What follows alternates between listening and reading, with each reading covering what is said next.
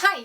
Are you a neat and tidy person that keeps all the patterns in folders, or your cat loves to sleep on your patterns?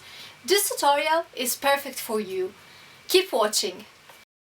First of all, make sure that your ironing board is dry.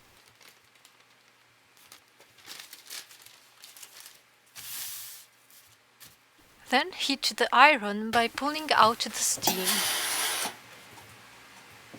Now we can iron the patterns carefully, without the steam. It's important.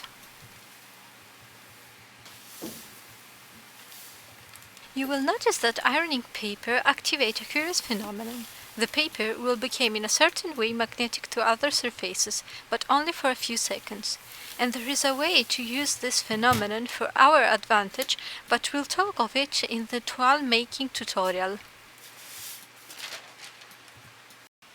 Thanks to Old Fashioned Sartoria for this trick.